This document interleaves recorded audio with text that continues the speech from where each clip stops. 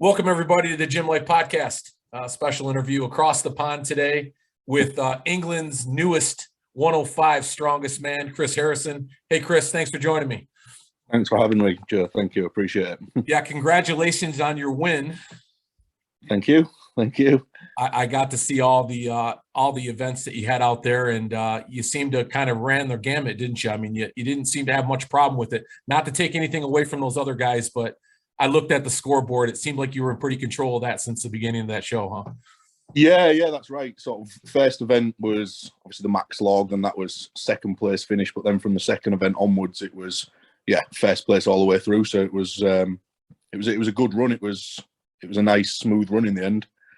Yeah, it's nice when it can work out like that, doesn't it? I mean, it's I'm sure that wasn't the first time, but I'm pretty positive that you've been through it enough, so you've been on the other end of that as well. Yeah, of course. It's sort of we did the Northern qualifier beforehand, and it was sort of back and forth between me and one of the guys. So it was a pretty stressful day. But yeah, England's was just about managing the day really in the end, which is nice. Nice to do. You got to appreciate those contests though, where you do have that little bit of a rivalry, where you got another guy and you're going back and forth. It really is a true testament to you being able to get the job done. Yeah. Of course, it's like, to be fair, don't get me wrong. It was. The points were close. I think the guy who was, even at England's, the guy who was coming in at second place at the time ended up finishing seventh. And I think going into the last event, the guy who was sixth took second place. So it was a close competition. There was obviously, a lot of people were saying it was one of the strongest England lineups there's been. It was full of top guys, and it was just, it was a great comp. Yeah, I kind of got that too as I was looking at everybody's score, and when, the score sheet that you posted, and it was a lot of strong dudes. I think what makes those contests maybe seem a little bit more of a runaway is, I think you had, 18 guys in that event? That's right, 18. Yeah, so that can spread pretty quickly if one guy falters on an event. It's kind of hard to play catch up sometimes when you're in an event that's that big of a field. Yeah, absolutely. And that's kind of where I get, like, where a guy can be consistent through something like that, like you were, albeit these guys were just as strong or had a lot of strength behind them. You were just more consistent through the day, and in the end, you kind of, take away the trophy. Yeah, that's what it was. It was, I think we knew going into that competition, because sort of the events, for me personally, weren't great. There were sort of 4 events that I was a little bit worried about. So it was just a matter of making sure I did enough on the weaker events, obviously blasted out the ones that we're good at, and play it quite tactically. Really, it was a day full of, I think I'd say it was probably more mentally taxing than physically taxing in the end, because it was a lot of mental warfare and sort of picking the right lifts at the right time and taking your time on certain events to make sure you hit exactly what you needed to do, and obviously going balls to the wall on other events, which is sort of a sport, isn't it? Well, you guys had 6 events in that show, if I'm not mistaken, didn't you? Yeah, that's right. It was max logs to start with, and then we had super yoke into a van deadlift, into, I think it was truck pull, the bag toss, and then monster dumbbell for reps at the end to finish off, which was 80 kilos, but everyone was pretty gassed by the end. I was going to say, I noticed that was the last event, and I was kind of thinking the same thing. I think you managed 4 reps out of it, which is pretty damn good. I mean, I think for the win, I needed 2, 4 to sort of beat a lot of the other guys. So it was just I'm with it. It's generally dumbbells being I won't want a weak event, but inconsistent event. So it was good to be able to go into it knowing exactly what I needed to do and just take my time with it, just literally 15 seconds really for the full minute, and just hit one every 15. And it's nice when you put yourself in that position where you can just kind of think through it a little bit and you're not rushing. And especially that circus dumbbell, we're seeing that a lot now in a lot of competitions. And if you don't train it, it's not, even if you're a power guy, it's not as easy as it looks by any stretch. No, that's it. This is the crazy thing about England's. It was like, there was a lot of static guys that struggled with a lot of the static events, just because, like you said, the dumbbell, it's totally different. It's technique. You hit your center line off slightly and it goes completely. And I think the van deadlift that we had, I think it was about 380 in hand, they were saying. and obviously there was stronger deadlifters in that field who pulled sort of small numbers. So it was just about getting the technique right on the day, really, for everything. Yeah, you know, oftentimes that's the case, especially when you've had a chance to work with the apparatus or that particular apparatus. Because we know when you're doing that car deadlift, sometimes that fulcrum point changes that entire lift where your foot placement's got to be. And, you know, guys can stumble with that if all they're doing is pulling barbells in the gym, you know? Yeah, absolutely. That is what happened. Like, to a lot of people, it caught a lot out on the day. I think it was up till about the seventh guy in the running order before it actually got lifted for one. So it was a tough slog. And everybody picked up from that point. Sometimes it sucks being the first or second or third guy in a lot of cases, right? Everybody figures out how not to do it. Yeah. Luck of the draw. Yeah. And obviously with only a minute and with it being such a heavy weight as well, if you sort of don't get it right from the off, you've just not got to readjust. You get a little bit flustered and you're fun. You saw it. Yeah, exactly that. You saw it happen on the day. It was all people's brains just ticking over and the heads just went in the end. Well, it looked like there was a lot of strong dudes there. And, you know, one dude kind of stood out to me because he almost didn't seem like he belonged, because it seems like when this guy adds 100 pounds, he's going to be a big super heavyweight, that tall dude. You know what I'm talking about? You had him in some of your pictures. He had to have been like 6 inches taller than everybody else. He looked like a young guy. He's just not developed yet. You know? That might be Will. He's 6'2". He's like, I think he's just like 10-22 yesterday, actually. He's a good guy. He's, I think, given a couple of years more growth and with what he's going to be doing, he'll be doing things in the opens quite easily, to be honest. Like, if he sticks around at 105 a bit longer, he'll be very... Yeah, it looks like he's got some growing to do for sure. That guy's going to fill out and he'll have no chance to even make weight for the 105s anymore, I'll tell you. Exactly, yeah. How is the contingency over there, Chris, nowadays? I mean, we're kind of experiencing over here stateside kind of a bit of, I don't want to call it a resurrection of strongman, because we've been moving pretty consistently in the last 15 years of growing the sport over here. But more recently, because of the Clash series, as I'm sure you're aware of, all these other weight classes now are just exploding onto the scene. Are you guys kind of experiencing that a little over there in the UK as well? Yeah, absolutely. Like, I'm bound to be biased, but the sort of 105 division that we've got over here is just crazy strong. I was speaking to people before the event, the promoters, competitors, and I genuinely think any one of probably 12 of the guys competing in England's could have won. I think we had 4 guys go over and do Clash this year. One in the 105 division did OSG, World's Strongest Man, this year, which I think we'll probably this year have 4 or 5 people going over to the States. But I think crazy. It's the knock-on effect of obviously the shows we've got over here with the Opens guys. Obviously, like the Stoltmans doing what they're doing. The shows are just amazing. The Giants live shows that go on now, it's creating a new breed. Like, I've only been doing the sport myself about 18 months, just because I didn't know there was anything for like smaller guys. Until the first lockdown, and then I looked into it and found there was a 105 division, and it's just crazy. But even some of the weights that we're shifting, like we've been doing comps this year with 420, 430 yokes, and you look at what they're doing at sort of Opens Worlds, the same thing. So I think the 105 division, it's definitely great, and all the weight classes, to be fair. Ladies as well, like the English and Scottish ladies over here are sort of doing amazing things. I went to UK's Strongest Woman the other day, and it was the main show. There was sort of like Annabelle Chapman, who I know you've had on. Got like Gallagher, Scotland's Strongest Woman. You've got Lucy Underdown, who's the world record deadlift holder, Donna Moore, and that was the main show. And the UK Strongest Man part of it was sort of the smaller bit.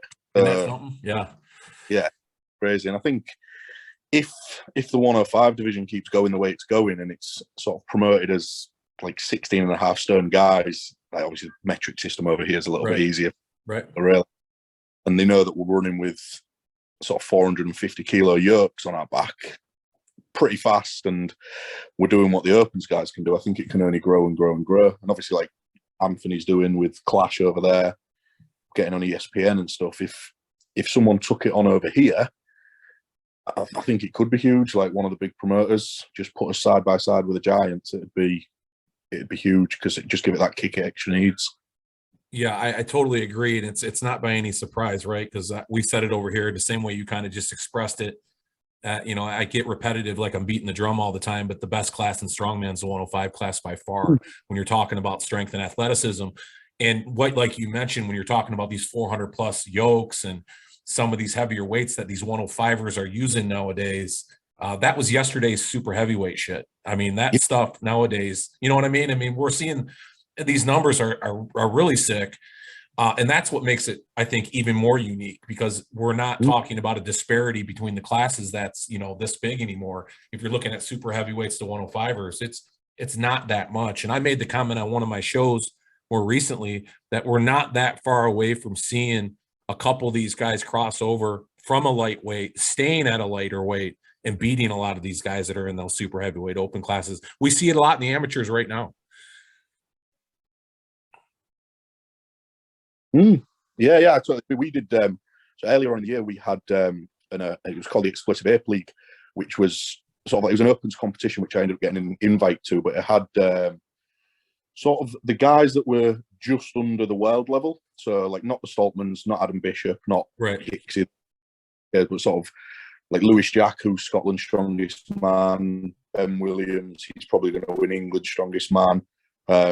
And I think it was 12 of us that did the competition. I think I ended up finishing 5th. And it was literally behind people that are competing at Britain's and UK's strongest man this year in the open category. But yeah, I'd like to, other than probably statically overhead, I held my own there. So like moving events, I didn't lose a farmer's event. Yerks, I'd be up there with the 1 and 2s. Deadlift, even I was able to sort of finish. Well, you're a pretty good deadlifter, though, aren't you? I mean, that seems to be your wheelhouse. Yeah, it varies really. I've not really practiced. I've not really gone all in on my deadlift until the end of last year. Like we've got max deadlift coming up at Britain's strongest man in September. Yeah. So it'd be nice to push that. I think for me, it's been a year of working on my overhead. Like my overhead was like a year ago, I was struggling with like 100 kilos. It just was a thing that didn't work for me. I got a coach, and we've sort of pushed it to looking 150, 160. Which again, you look at sort of worlds the other week, and a couple of the British guys representing us from the opens, like no reps to the 145 log. So although it's not a huge number in the opens category, we're sort of able to hold our own, and we could. Those 105ers from the States, from the we're put into these open shows. I definitely think we'd hold our own, and I think that'd be good for, in my opinion, I think it'd be good for like the general population to see as well, because when you see, for example, if I was up against some of the giants, and obviously I wouldn't win any of the events, but if I'd be moving with the same weights they would and pressing things, the average guy in the crowd sort of like, Jesus, he's just like me. That's right. I think, yeah, it's more, although the big guys is a spectacle, I think it's more of, you can have the freak show effect with a crazy little guy coming in and doing the big. Yeah, I totally agree with you. I mean, it's more relevant to the average man. I mean, listen, not everybody's walking around at 6'7", 350, 400 pounds. So to watch you 105ers do it, and I know I've talked to a lot of spectators of the sport. A lot of guys are jumping in the sport because of the 105 class, which is what we need to grow it, right? We need this bigger contingency of athletes to be more appealing to the general public. And certainly the 105ers are doing that. I think what you got going on over there in the UK right now is pretty amazing. I keep calling it the British invasion, man. I mean, there's some crazy shit going on over there. It seems like, I mean, between Gria and Chaos, and every time she comes over with her girls, they're winning everything. I mean, and then Matt McKeegan this year was awesome. I went to that South Carolina Clash event. He's something special. I don't know if you know Matt or not, but really strong guy. Yeah, and all what I'm seeing now with your 105 class over there, and kind of been following you and you guys. I mean, yeah, it's going to be something special, man. And I think globally it's something special now too, because we're not just seeing all the athletes come out of one area. And I'm not suggesting maybe we've ever seen that. I guess what I'm suggesting is we're seeing more of a contingency of athletes now, not just 1 or 2 guys from any particular area, but like you said, you've got 10 or 15 guys now that are representing a weight class instead of 1 or 2. Yeah, absolutely. And I think that'll show this year at OSG. I think it'll show how, like you say, with the ladies, they're killing it over there. Yeah. The podium at the lightweight was, I think, under 64s was top 3 All English. You had Annabelle winning WUS, Rebecca Roberts winning Worlds. We've got 2 girls going over to Florida from our gym in the Masters category and the ladies category. And I genuinely think there could be, off the top of my head, think there'll be Matt McKeegan there. Like you say, he'll be at World's Strongest Man this year. Definitely myself. Dale Mcpherson, he could come and do it as 3D strength. I don't know if you've seen him. He's an unbelievable 105. He's got like a 184 and a 404 deadlift. Yeah, wow. Yeah, just holy shit. But you could easily see, off the top of my head now, I could probably name 10 guys in the under 105 division that would be competitive at Worlds next year. So it's going to be, like you say, hopefully a British invasion. It truly is, man. It's nice. It creates that competitive nature. I think stateside here, and especially over in UK, we draw a lot of comparisons in our strength community, and I think it lends to really fun camaraderie, and at the same time, a lot of great competition. Yeah, guys are kind of looking over their shoulder across the pond now, going, "Okay, I may have control of where I'm at, but who's coming over that I'm not aware of or I'm not seeing?" And now we've got social media that opens that up for us, and of course, all these great events that are sharing these competitors now, and it's a special time to be a strongman. Yeah, definitely it is. Whereabouts do you train out of out there? Then you said you're from Yorkshire. What's your gym and who's your contingency over there that you train with? So I'm at Viking Power and Strength, which is in Doncaster. I'd say that was one of the big reasons why I've sort of done well this year, because the gym's just full of competitive guys. Like I say, we've got Scotland's strongest woman training from there. We've got three guys in the 105 division, myself, Mark Pearson and Andrew Lumley, who are all at UK's and Britain's strongest man. We all finished in the top 10 at England's. You've got Opens guys that are constantly pushing as well. So we've got just a really, really strong team there, and it's just great atmosphere. I was speaking about it the other day, actually. You get really good at one event. Like I'd probably say my best event is Farmers, and then you get really, really good at one event, and then a couple of guys just come in and rinse you and mash you. So there's always something that you're chasing all the time, and it's just good. So yeah, just really, really good club. It's self-run. You see a lot more athletes like yourself, and we talk about strongman, we talk about teams more now than we've ever talked about. It's not just about these guys coming out of the farmer's field and that have been in the barn by themselves getting shit done. I mean, we really are seeing the better athletes are being pushed by better athletes that they train with. I mean, we've got big groups over here that train together. Obviously, you guys, and we talk about Chaos a little bit over here as well, because they're pretty high profile. So yeah, that's really, really cool. Hey, I was going to ask you, what's this Ragnarok Games all about? I see it on your, are you going to that? Well, potentially, yeah. I think it's going to depend on other competitions, to be honest. I think based on the fact that it's early next year and Clash on the Coast is obviously right. That kind of is right close to that, And I'm doing I imagine I'll end up qualifying for the Arnold's in Ohio this year. Okay, yeah. Got a fire over here that's pretty suited to myself, which will obviously be around the same time. Yeah. I don't know too much about it, to be honest. I saw it posted on your page, right? And I was thinking if you went to that, but I looked into that and I thought that was super cool because they were throwing in all these gym lifts and shit with it, and it got me kind of interested. I didn't even know what was going on. It's in Miami, I guess, next year. Yeah, it's interesting. I'm not too sure. Like, I inquired about it. Yeah.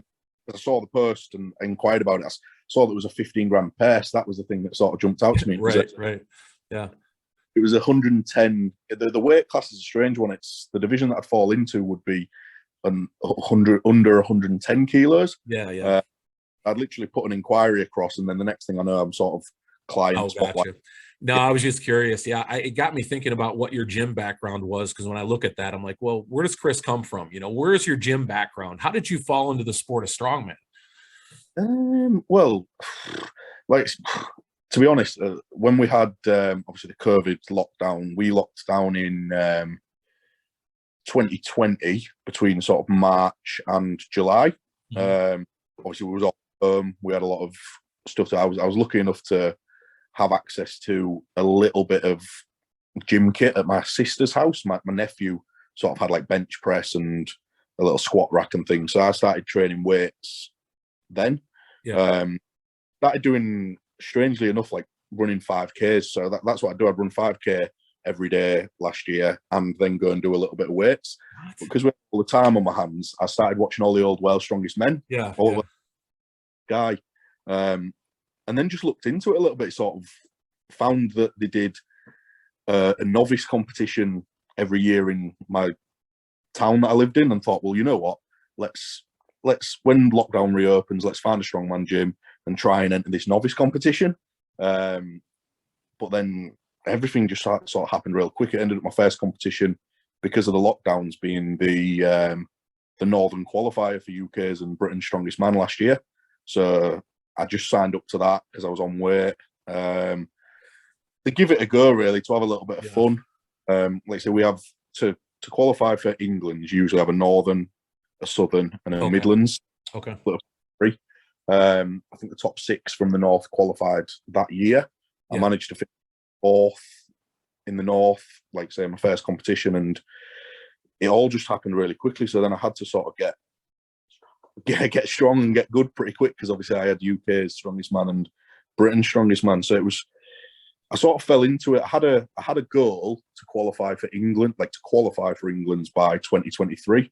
That was my initial plan, under 105. But I just sort of, like I said, I got a coach, I got a good team around me at the gym, and it all just fell into place, really. So I'd gone from about 80 kilos 2 years ago to sort of put on a little bit of size. Okay. Let me back up here, Chris. You're blowing my mind right now. Let me get this straight. You just started this shit 2 years ago. Yeah. I mean, like, not just started this stuff, but you literally, oh shit. Oh. No, that's okay. You just literally started lifting weights too, is what you're telling me? Well, yeah. So I when I was about 18, so I'm years old now. So when I was about 18, I go to the gym just like, because I played rugby. And then I had sort of like a 10-year hiatus from all exercise sport. And then, I got basically about 3 years ago, I just realized that I was really, really fat and lost a lot of weight, got down to 80 kilos, started lifting weights a couple of years ago. And then, man, you're just born for this sport, honestly. I mean, you're doing some pretty crazy things in a couple of years. I mean, you get to England's a year earlier than your goal was, and then you win it. I mean, shit, man, you're just starting to get where you need to be. I mean, and you're doing amazing things right now. Thank you. Yeah, that's pretty incredible. You're pissing off a lot of guys out there right now, I'm going to tell you. Yeah, I know. It is something that, like you say, you sort of, I don't know. Like, don't get me wrong, it wasn't a natural straight into doing things. Like, moving events was okay. I think the first deadlift I ever pulled was about I think it was 230 when I tried a deadlift. Oh, geez, that's fucking great. Yeah, obviously the technique was probably. I'm sure, and moving events was, well, they were okay. I was sort of able to move with, the first ever yoke I moved with was like 300 kilos at about 80 kg weight. So those two things were okay. It was, but like the overhead, the technical, and the mental side of things has sort of come on a lot more this year. But it's been a quick process, really. I think, it just had to be. Like I said, because I did the qualifier. The qualifier was very much let's see what the top 105 guys are like in this country and see where I need to improve. And then, I scraped. Well, it sounds like you pushed yourself along, and you kind of, by doing that qualifier, kind of just sort of lit a fire underneath you a little bit to say, okay, we got no time to mess around here. But you're a pretty athletic guy. I mean, you said you had a rugby background and all that. I'm assuming you walked into it with some just natural ability, which a lot of guys do, and it just worked out well for you. That time off, I guess that COVID era sort of just allowed you to sort of grease the wheel a little bit to get you ready for kind of doing what you're doing now. And then, of course, finding that team, that your Viking team, and being a part of them, Yeah, I guess if guys do it the right way, right? I mean, you can come out of the gate swinging like you did, or and that's pretty cool, man. Yeah, you're really lighting the world on fire right now, honestly. Yeah, no, I'm looking forward to the future. I think I've got, well, yeah, like you said, it's just the start, like 1-2 years in. I'm excited to see where I'll be when I'm sort of 3-4 years down the line, Sure. because it's still, again, with the Viking team, we've got the technical side of some of the guys in there is just amazing. So it's every day I'm learning something new, I'm learning something fresh, and I think there's a lot of newbie gains still to have. I've probably got Yeah. 1 or 2 years. Like even my biggest lifts at the minute, they're still sort of 10 kilo, 15 kilo jumps sometimes with an overhead press and a deadlift. I can sort of add stuff on like that. So it's not slowing down yet, which is Yeah, good. isn't that fun? I mean, to be able to say you still got some newbie gains left in you. I mean, that's a lot. I remember those days. Those are just a lot of fun, and they keep you kind of energized. And of course, you always wonder then where's sky's the limit. I mean, you're doing some pretty fun stuff. What about so we talked England's strongest man going to Britain's strongest man. We talked about you qualifying for Clash on the Coast, and or getting into that qualifier. Have you thought about your pathway there yet, and how that's going to work? Yeah, absolutely. So we've got Clash Chaos. Obviously, Luke and Right. Ree are running the qualifier. They've given me a heads up on when it's coming. It's going to be. I'll be down for that straight away. Like I'll be the first name signed up for that 100%. Yeah. Yeah. Which is good because, again, with the online qualifier this year, it fell.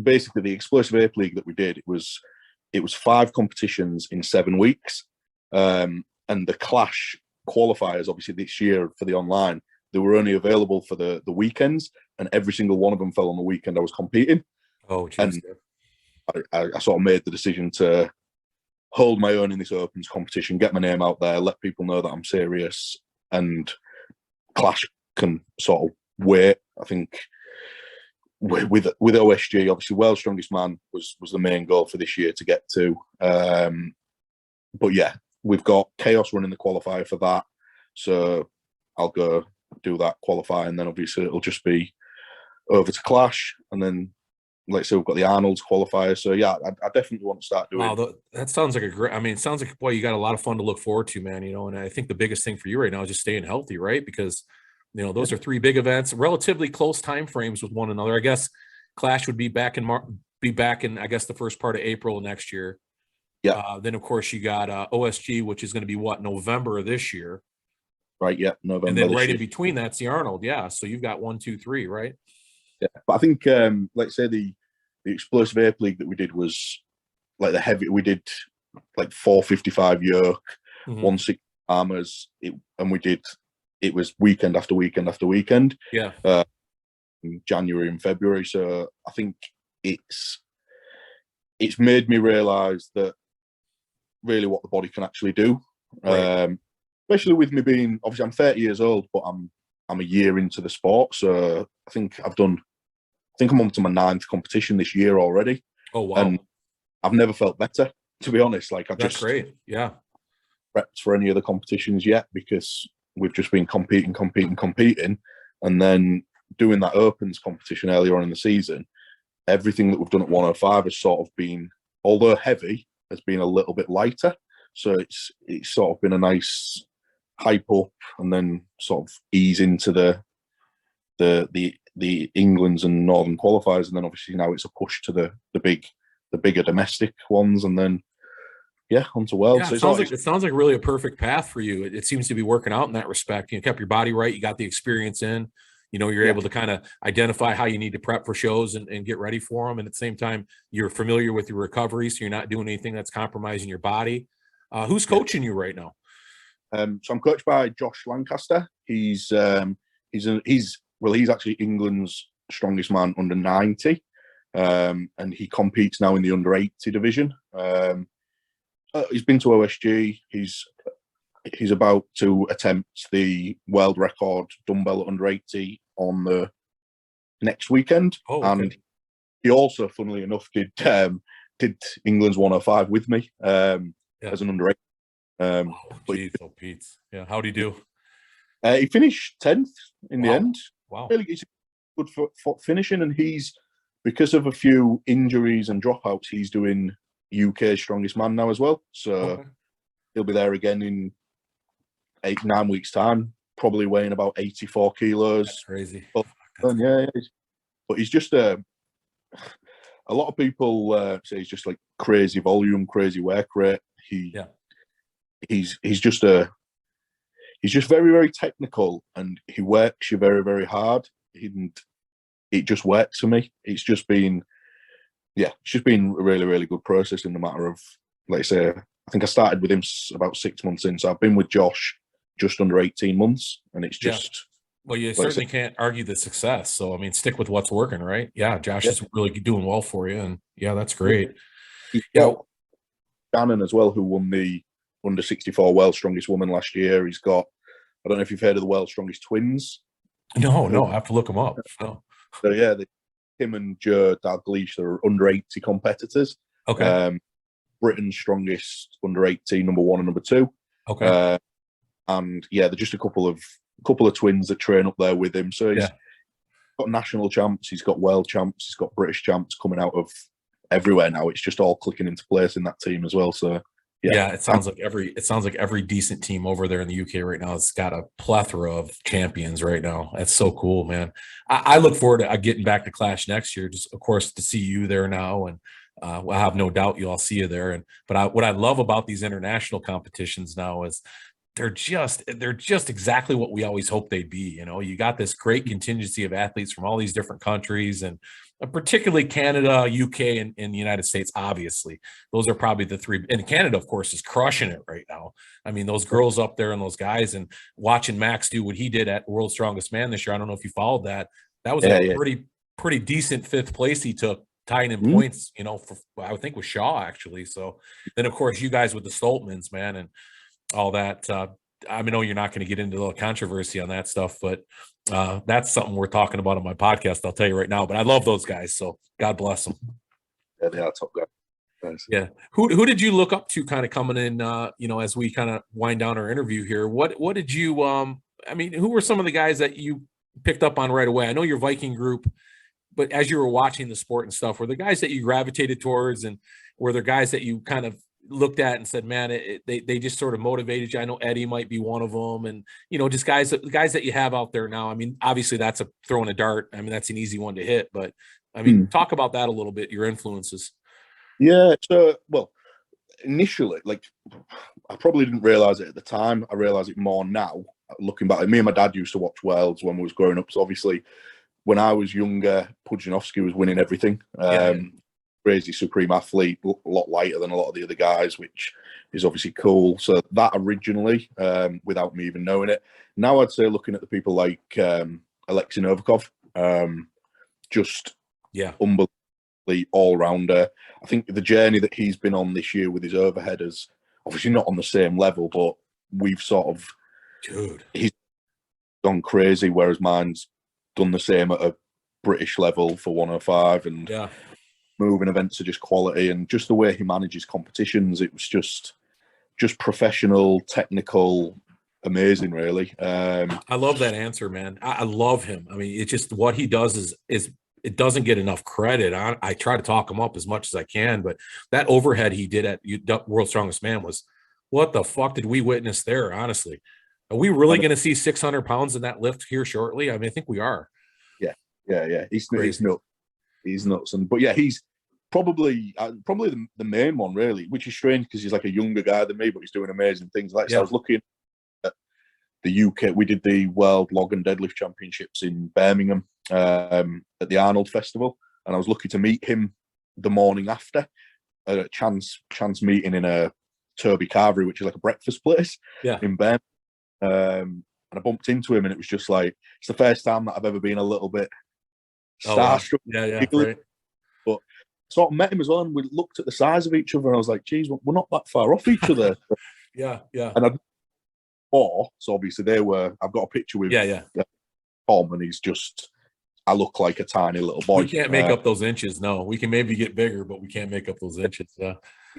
I literally, the width and the height, I just looked like a snack to him. Whereas Novikov, I was sort of, gives you a little bit of hope when you think, man, and you're representing that now to a whole new generation of strongmen, with the 105 class. So I think that's awesome what you're doing out there, Chris. And I think it's super cool, man, that I had an opportunity to catch you and meet you, because I have a feeling that you're going to be on the scene a while doing some pretty amazing things, brother. So I'm going to get back with you, of course, like I do all my other athletes, and try to get some follow-up interviews after these contests, if you don't mind. But I appreciate you joining me today. And keep me posted what's going on, and we'll keep cheering you on over here.